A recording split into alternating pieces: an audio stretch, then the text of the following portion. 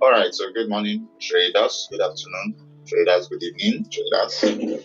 From wherever geographical location you're listening to me from, I just want to address something quickly, and I won't be too long, so just listen to me attentively, all right? And the first thing I want to talk about is traders with low capital, and then I want to look at psychology, risk management, and stuffs, all of those other areas of trading. Now, please, retail traders, I know majority of retail traders here, most persons don't at least, let's say 80% are trading less than $1,000 account. Maybe 20% they're trading more than $8,000 account. So I just want to address something quickly. Trading is a speculative business. A speculative business is based on probability of a certain number of outcomes, not just one trade. Okay, not just one trade. Do you know the problem so many retail traders are having? They come into trading with $10 and then take one or two trades and the account is gone. And their first resolution is, my strategy is bad, or something is wrong with me, or why do I keep blowing $10 every time I deposit? Why do I keep blowing $20 every time I deposit? I'm here to tell you that there is not, except you truly know that there's something. If you have not really back tested and have enough data to prove that your edge works, definitely you can make those resolutions and say, okay, it's your edge or it's something. But if you have done that before, it is not your edge, right? The level of capital you trade with gives you confidence to an extent. The level of capital you trade with gives it psychologically helps you relax to an extent.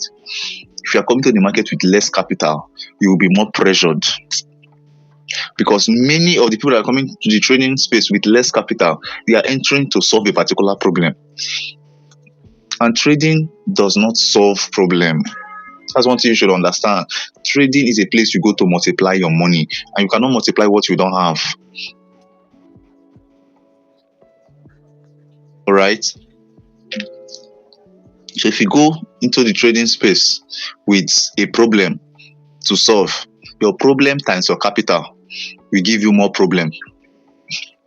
Your problem, your situation you want to solve times that small capital you are putting in the market will give you more problem and more situations.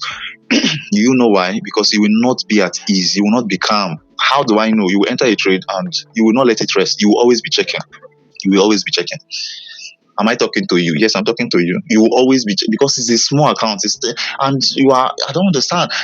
Have you seen a farmer that will plant a seed underneath the ground and every day is coming to uproot and see if the seed is actually growing? Every day is coming to, it will never grow. The seed will just remain like that. That's what a lot of us are doing in trading, using small capital. You enter trade and you are checking and something will just say just close, and you close and you notice that the trade will go in your direction, and then the next trade you enter, now you want to hold it and it will hit your SL, and you start wondering, why is trading like this? Trading is calm, is trading working, is trading not working?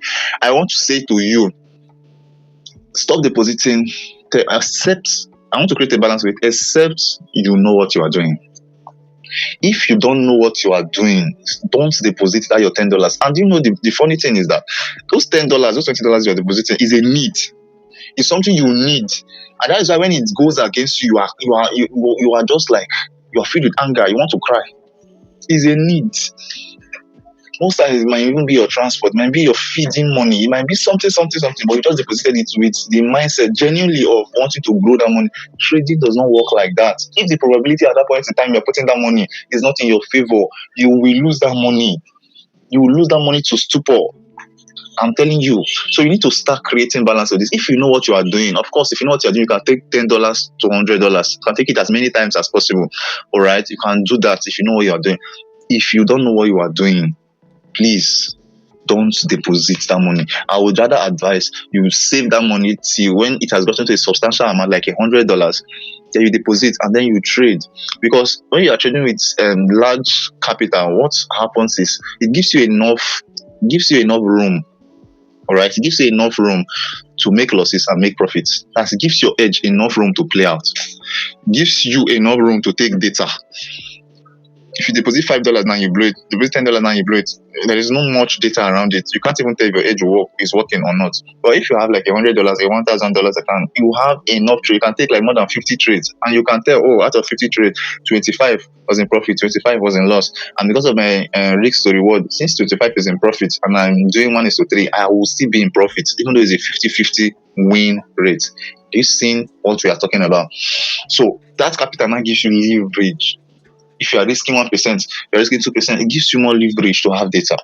Now that is that. For those people that don't have less capital, it is better you don't deposit it at all, because the problem you will be in, especially those that are borrowing to now trade, you will be in more problem, because your problem times your capital is equal to more problem, because you will not be at peace trading.